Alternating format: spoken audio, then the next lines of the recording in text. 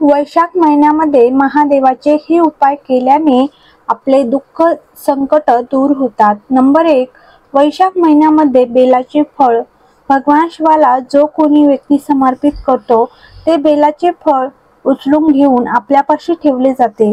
वैशाख महिन्यामध्ये तेच वाळलेले बेलाचे फळ वैशाख महिन्यात खायचे नाहीत। वैशाख महिन्याच्या पुढचा महिना येईल त्या महिन्यामध्ये त्या फळातील गर काढून वाळून मग खावे। ज्या व्यक्तीला किडनी स्टोन असेल, ज्या व्यक्तीला जेवण पचत नसेल, संपूर्ण शरीरातील पाचनक्रिया खराब झालेली असेल, शिवाला वाळलेले ते बेलाचे फळाचे गर केवळ 7 दिवस खाल्ल्यानंतर किडनी स्टोन पण बाहेर पडेल आणि आपली पचनक्रियाही चांगली होते। त्या वैशाख महिन्यातील त्या फळाचे इतके महत्त्व आहेत, लिंगपुराण स्कंदपुराणामध्ये वर्णन केलेले आहेत। ते बेलाचे फळ साधारण नाही आहेत। नंबर 2, वैशाख महिन्यामध्ये मातीच्या भांड्यामध्ये रात्रभर जल भरून ठेवावे।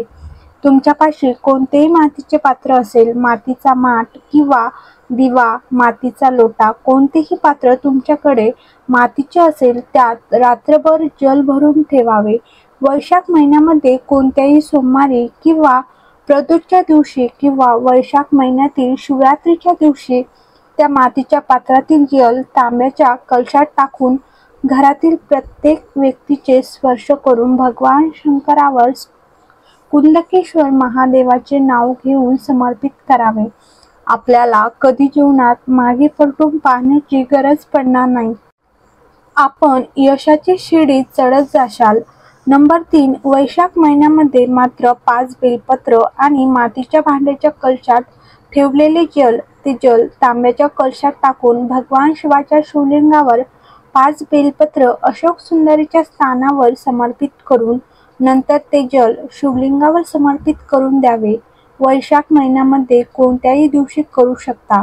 शिवरात्री, प्रदोष, सोमवार, आपल्या पोटासंबंधी काही समस्या असेल किंवा किडनी स्टोन असेल तर वैशाख महिन्यामध्ये दररोज मातीच्या भांड्यातील जल भगवान शिवाला समर्पित केले तर आपल्या पोटासंबंधी सर्व समस्या समाप्त होतात।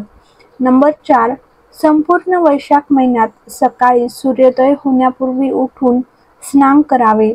ह्यानंतर प्रथम सूर्यदेवाला जल अर्पण करावे। ह्यानंतर भगवान विष्णूला तुळशीचे पान अर्पण करा आणि चंदन, पाणी, फुले, पिवळ्या अक्षदा इत्यादी अर्पण करा।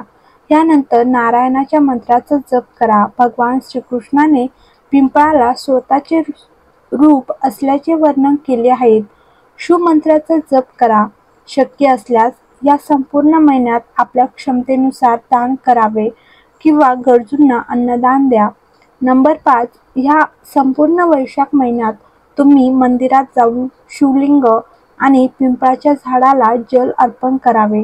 जर तुमची इच्छा असेल तर मंदिरात शिवलिंगावर पाण्याने भरलेला कलश स्थापित करा। मान्यता आहे की कलशातून पडणाऱ्या प्रत्येक थेंबासोबत समस्याचाही अंत होतो। नंबर 6, जर आपल्या घरात पारस शिवलिंग असेल तर आपण शिवलिंगावर महिनाभर दररोज दूध, दही, मध, तूप आणि पाण्याने अभिषेक करावा। यानंतर शिवलिंगाला चंदन लावा आणि दीप प्रज्वलित करा आणि रुद्राक्षाच्या जपमाळेसह 108 वेळा शिवमंत्राचा जप करावा।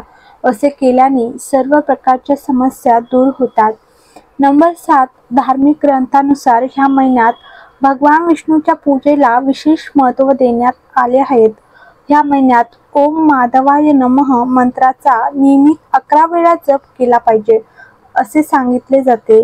हा उपाय केल्याने व्यक्तीच्या जीवनात येणाऱ्या सर्व प्रकारच्या समस्या दूर होतात।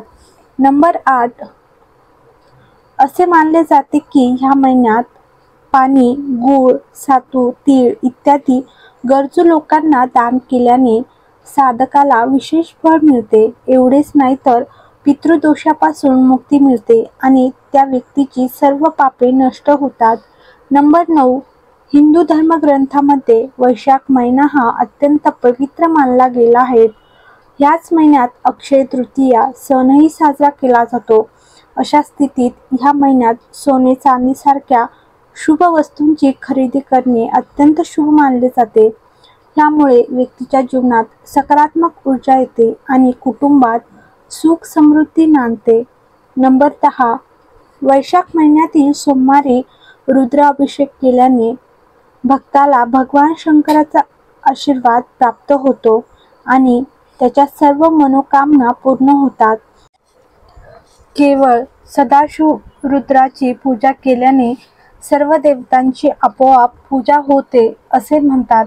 अशा प्रकारे शिवाच्या रुद्र रूपाची पूजा व अभिषेक केल्याने भक्तांची जाणून-बुजून किंवा नकळत केलेल्या पापांपासून लवकरच मुक्ती होते आणि भक्तांमध्ये सत्यम शिवम सुंदरम हे शिवाचे रूप प्रगट होते. तसेच शिवाच्या आशीर्वादाने समृद्धी, संपत्ती, ज्ञान आणि संतती प्राप्तीसह सर्व मनोकामना पूर्ण होतात. नंबर 11. स्कंद पुराणानुसार ह्या महिन्यात जलदान करण्याचे सर्वात जास्त महत्त्व आहे. म्हणजेच अनेक तीर्थयात्रा करून जे फळ मिळते ते वैशाख महिन्यात जलदान केल्यानेच प्राप्त होते. या महिन्यात शिवलिंगावर जल अर्पण करावे. तसेच ओम नमः शिवायचा जप करावा. असे केल्याने भगवान शिव प्रसन्न होतात आणि सुख समृद्धीचे आशीर्वाद देतात. नंबर 12.